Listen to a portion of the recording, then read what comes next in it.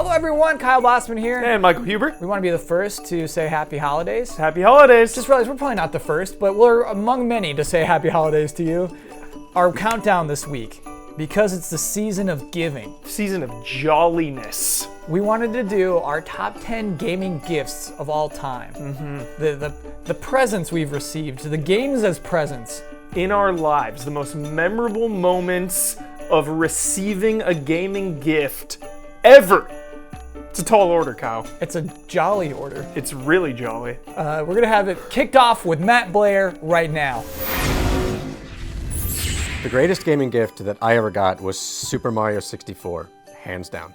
Move an incredible 360 degrees as you embark on Mario's greatest adventure. I will actually never forget the unboxing of Super Mario 64. I got the N64 at the same time, and of course I was a little bit boggled by this new controller, and I was happy to get a console that was 4 times more powerful than anything that's come before.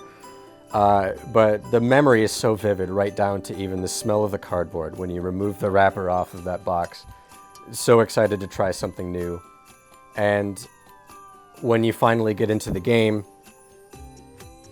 the freedom that you experience by running around the castle, being able to jump into any painting you want, into any world that you want, as long as you have enough stars, is something that just never happened before and probably will never happen again for me in games. So, the greatest gaming gift I ever got was the Super Nintendo bundled with A Link to the Past.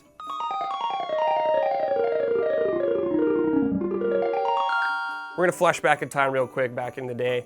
I was just a little kid. Me and my brother would be looking at game magazines, looking at games. We're still rocking the NES. And I see Super Nintendo in there. I'm like, this is it. This is the next step. This is it. And it got Super Mario World in there. And I see A Link to the Past with it. I remember going to the mall with kids, talking to Santa like kids do, asking Santa for Super Nintendo. He had no idea what I was talking about. He had no idea what that is. But I just kept making sure my parents knew. And on Christmas morning, I'll never forget, just getting this box. After everything that I've gotten, my parents bring out a box later on, like after everything's done. Open it up. It's Super Nintendo with A Link to the Past. I couldn't believe it. I was I just froze up because I couldn't believe it. No, I didn't scream like the Nintendo 64 kid. I was just like that. Immediately opened it up, popped that baby in, and is, to this day, the only game that me and my brother, who's like my bud, that we have ever played from start to finish. The only game in history. And I always have a special place in my heart just for that reason. My favorite gaming present was my PlayStation 2.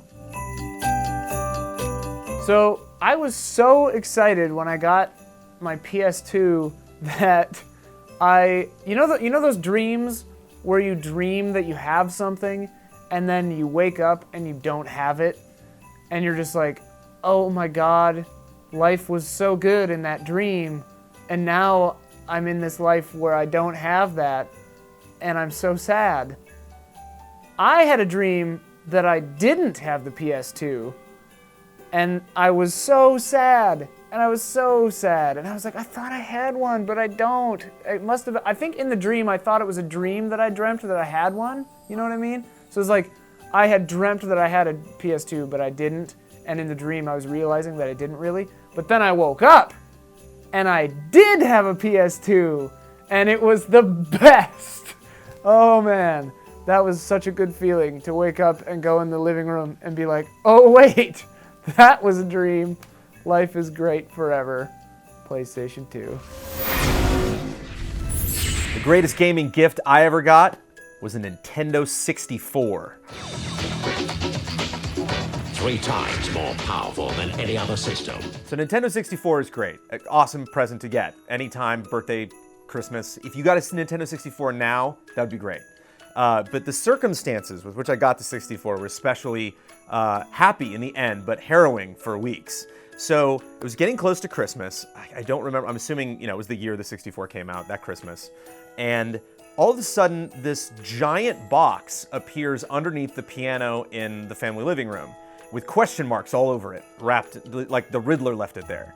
And my brother did such a good job acting because I thought he didn't know, and I thought my parents just put it there. So I'm like, oh, okay, well, maybe that's for my brother, maybe that's for me, maybe that's for all of us. Like I could see my parents doing that. You know, it's like, oh, it's a family present. You know, it's like a trip somewhere, or you know, something that would benefit all of us. But they wouldn't tell me what it was, and this was like 2 weeks before Christmas. And so I lost my mind because there was always the possibility that it wouldn't be for me, and I felt really bad. I'm like, I don't want to hype myself up for this. If it's not for me and then I'm disappointed, I don't care if it's not for me, just tell me what it is. And they just absolutely relished day by day in me completely losing my mind over what the hell was in this question mark present. But it was a Nintendo 64, so I won. The greatest gaming gift I ever got was my NES. It's a little weird because I didn't exactly get my NES. I didn't open a box and have an NES inside. I was actually saving up for an NES. Somehow I managed to get a Nintendo Power subscription before that. I convinced my mom to get me a Nintendo Power subscription. And I was just saving up for, like, at this point it was a used flea market NES. And then my mom had this big box there under the tree, and I opened it, and then she did the whole thing, which was another box, another box, another box, and then finally it was like the cash that was left to make up the difference, so I could go and buy my NES at the flea market, and then of course the first game I got, Bionic Commando. The greatest gaming gift I ever got was Bubsy 3D. You don't start forming memories until you're 3 or 4 years old. So at the time of 1996, for my entire cognizant existence, I've had an NES, and only an NES. A Nintendo is what I would call it. So yeah, Genesis and Super Nintendo come and go, basically. With me, I'm seeing my friends and family have those, but not me. At this point, I've accepted I'm a dirt child. I don't get things like that. I have my Nintendo, and that's okay. Still have it plugged in, still play it. So, Christmas morning, my mom loves to watch us open presents. She loves that so much. That's why she buys presents, I guess, is to watch us. And so you're kind of aware as you're opening things Christmas morning that mom is watching. And so I get to the bottom of my stocking. That is like the last thing. You've opened your presents, but the stocking's still there, and there's candy and stuff. And at the bottom of the stocking is a CD case, and I pull it out, and it's Bubsy 3D, and I can recognize this as a PlayStation game. And I need to sensitively tell my parents, this is not a CD. I can't put this in a CD player. This is a PlayStation game. You made a mistake. Or Santa did. Anyway, I go to my mom and I say, it's cool, it's a PlayStation game. I don't have a I can't use this. And she goes, why don't you turn around and look at what's hooked into the TV? And what is hooked into the TV is a Sony PlayStation. And I had never seen one in real life at this point. And to think of yourself as a dirt child who will never get something like this, to having that is such a huge, that's crazy. To even play Bubsy 3D, one of the worst games reviewed wise, you know, to have that game and say, this is mine, I get to be in this world, is incredible. And that is why it is one of my greatest gaming gifts of all time. If we got time, I want to give a few more shout outs to some great gaming gifts. Shout out to Driver, shout out to Metal Gear Solid, shout out to Mega Man Legends, shout out to Link's Awakening DX, great gaming gift. Shout out to Tekken Tag Tournament. Just some of my, let's start out to Starfighter, Parappa the Rapper. Just some of my favorite games were gifts growing up. And so you just, I don't know, you have a greater appreciation for them, I think, because someone gave this to you.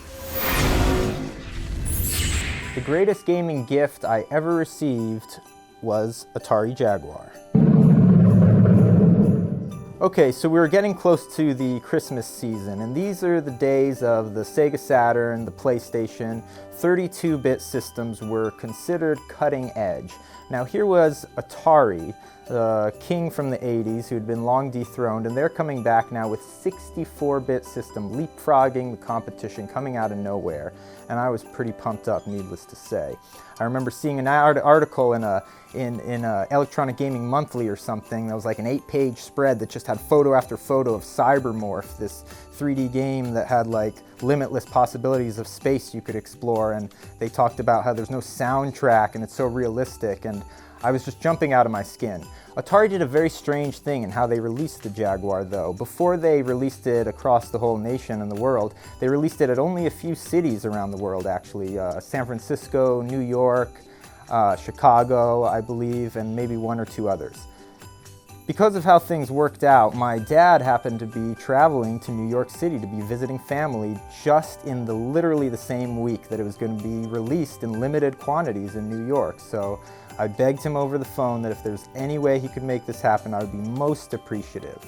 You cannot imagine the elation I felt when my dad got home and handed me an Atari Jaguar, which I ripped open and found brand new. I was so excited to have in my possession this really hard to find and what at the time I thought would be just way in advance next generation, ahead of its time console. So the reality of it was that most of the even decent games like Alien vs. Predator and stuff were delayed forever, and it was a long time before you even got to play anything decent on the Jaguar. But at the time I received it, I was extremely excited. I was in seventh heaven. I was playing Cybermorph on Christmas, flying as fast as I could. Mountains were popping in left and right, and I was crashing into them. And that beautiful voice of Skylar saying, "Where did you learn to fly? Where did you learn to fly? Where did you learn to fly?" Where did you learn to fly?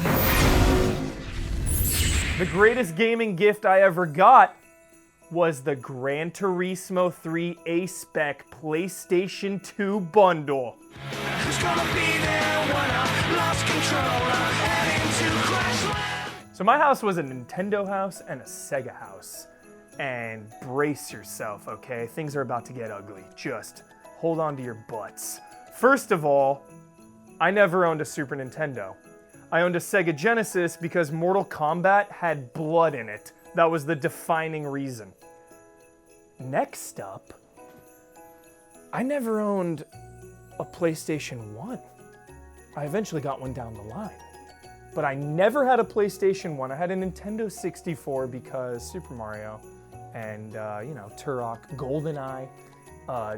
We were a Nintendo and Sega family. You know, PlayStation kind of burst onto the scene like the enemy. It's like, who are you, Sony? Don't you make TVs? So finally, we just couldn't wait anymore. You know, the PlayStation 2 came out. It looked beautiful. They had all these really cool, sick games. I was really into cars at the time. You know, Fast and the Furious had come out or something. And it was just so expensive. And as time had gone on, you know, I'm trying to save my money. I don't have a job. I'm like, I don't even know how old. Wake up on my birthday one morning. Parents come busting into the room, waking me up. My brother's there. It's my birthday. They put the box on my bed all wrapped up. And I have an idea what it is, but I don't know for sure. I'm not 100% of what it is. They're all staring at me, just waiting. They say, rip it open. Rip this sucker open. It's like the red box PS2 Gran Turismo bundle, physical copy of Gran Turismo, not this digital download voucher that they're doing these days. Hard boxed copy of Gran Turismo 3. Remember going in the living room, booting that thing up, playing Gran Turismo 3 for hours. I mean, it was the most beautiful game by a mile at the time. Just absolutely jaw-dropping, stunning game.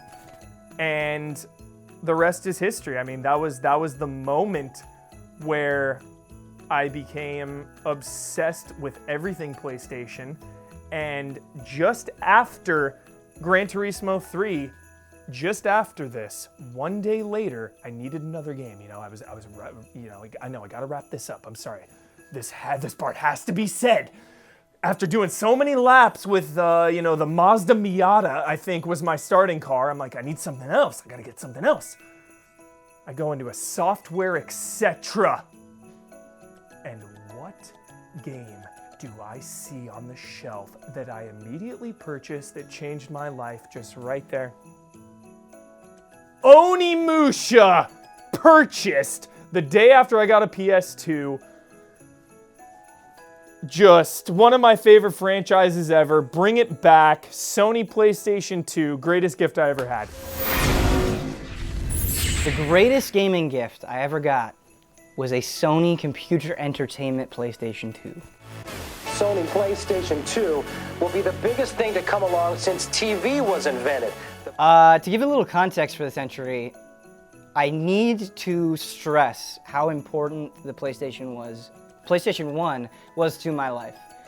It was the first console, plug into a TV console that I ever owned, even though you could plug in the Nomad.